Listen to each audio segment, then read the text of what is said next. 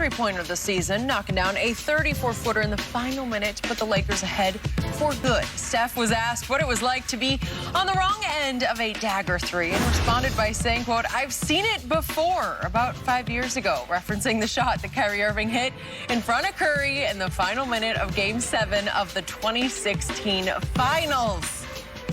Look at that shot. Whew. Oh, it's honestly, every single time you see it, it's special. Shannon, do you agree that he has seen this before? The shots were very similar, but the value is different. Skip, one was hit in the Game 7 of the NBA Finals, ended up winning them the ball game. Although this won them the ball game. Skip, the NBA can't decide what this is. Is this a regular season game? Is this a playoff game? Hell, for all they know, hey, they just played. This might be a summer league game. It didn't happen. Basically, it didn't happen, Skip. See, that's what LeBron was talking about. I can't get no credit. I get no value. This game has no nutritional value for me in the stat column.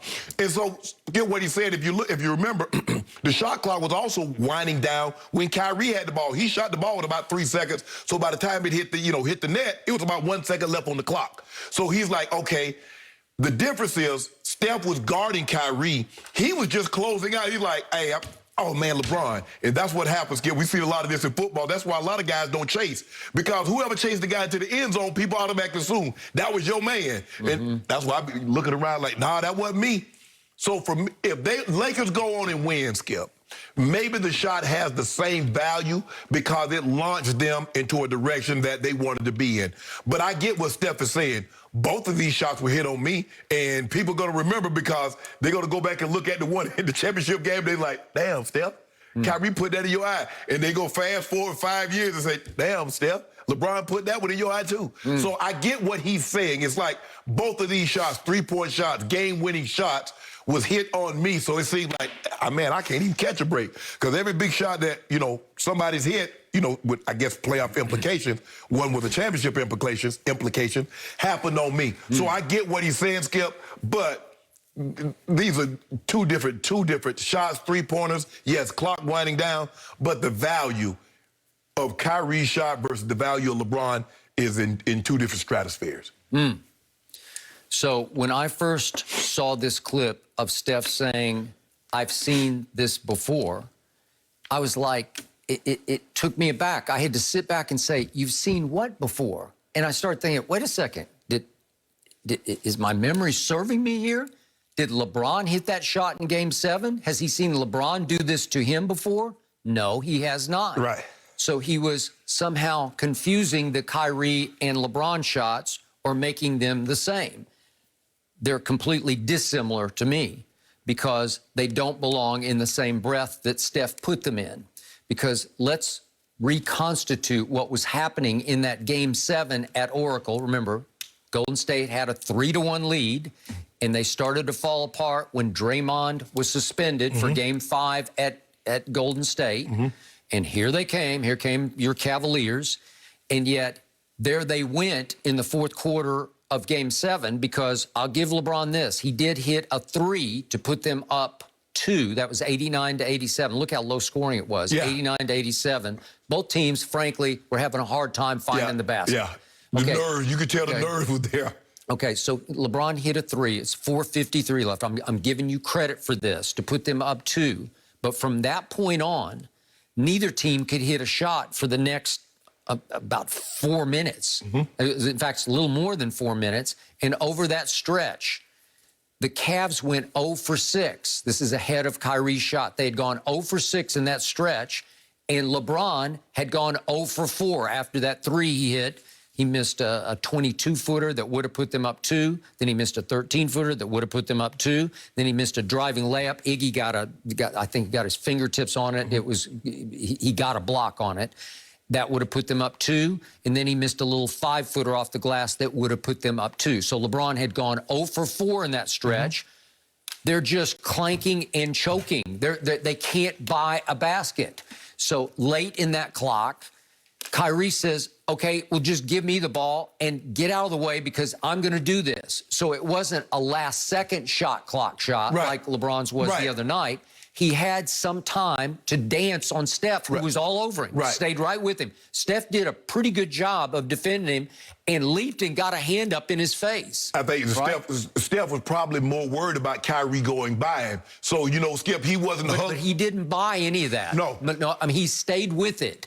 He stayed down, and he got a hand up, and Kyrie had to fall back just a little bit. Yeah, that's his shot. Yeah, that's his shot. Yeah. And that could have actually been and one, actually, because Steph got in his airspace coming down. But the thing was, Skip, is that when you what Steph is saying is that, look, I understand the value of the shots are totally different. One is an NBA Finals with the Larry O'Brien award on the line, and the other is for a chance to be the 7th seed.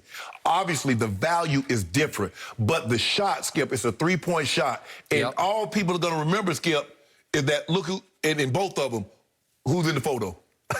Steph. Okay. And so Steph is like, what do you think? He's getting Paul George? Yeah, they're playing Steph said, man, I can't even catch a break.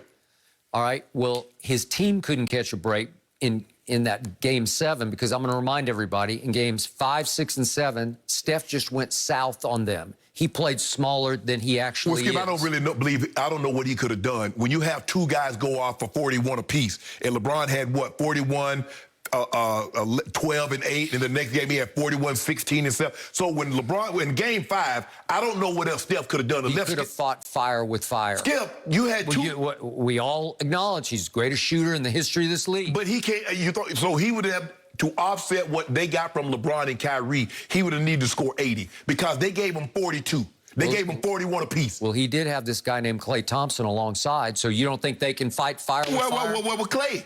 Klay should have gave you one of them 60 pieces there. Okay. What do most people think? Is Steph more valuable than Klay? Well, he's won back-to-back MVPs. Of course he is. So in Game 7, in his house, Steph Curry went 6 of 19 from the field.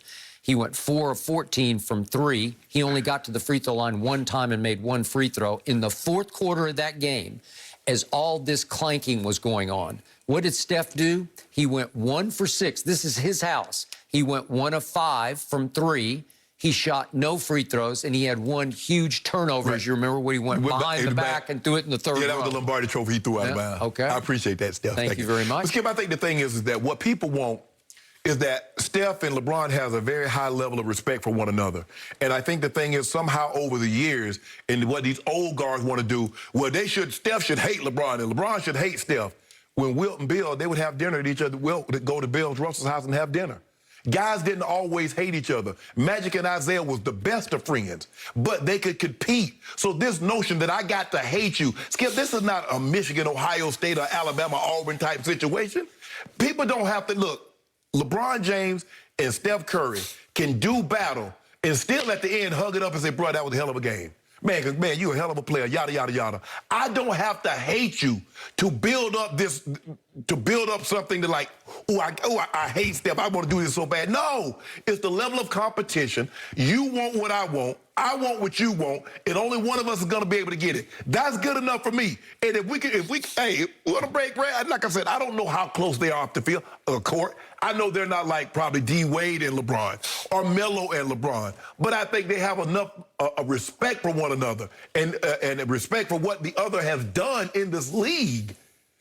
So this notion that, and this old guy, oh man, they need to hate each other. Y'all didn't hate each other. I'm sure, how many times you think Charles Barkley went out with Michael Jordan before a game? He didn't, so did he hate Michael? But they quick, y'all hate him. Oh, I didn't like this guy. But guess what? They vacationing, they playing cards, they going to Vegas together. They weren't hating each other. Because Michael got a kick out of Charles. But it's because Michael was not at all threatened by Charles on the court. Well, he should have been threatened. Because Michael knew that psychologically he would own Charles on the court. Well, Skip, he knew Charles was in awe of him and in fear of him. Well, case closed. These guys today, Skip, is probably a lot different. A lot of these guys probably grew up playing against each other in AAU. A lot of these guys, Skip, probably played on the same AAU ball club, traveled in the same circle. So it's different, Skip, where the only time you read about a guy, you read about it in the paper, he was from Chicago, you from California, like, oh, that's him? and then you went to college. Skip, these guys, if you play AAU ball, you in the NBA, I guarantee you, these guys have seen each other. Bradley Beal and Jason Tatum went to the same high school. Now, they're a few years apart, so you know they know each other, Skip. So what? They supposed to hate each other? Nah, you could play a hard-fought game and still be cool. So obviously, Kyrie shot, he created, he danced, he went up and shot it, and it was for the championship. Yeah. LeBron's shot was at the end of the clock. He created. He didn't have to create anything. It was like, oh my God, I have to shoot this. I see 3 rims. I think I'll pick the middle one. He put that last king of Scotland, that Forrest Whitaker eye.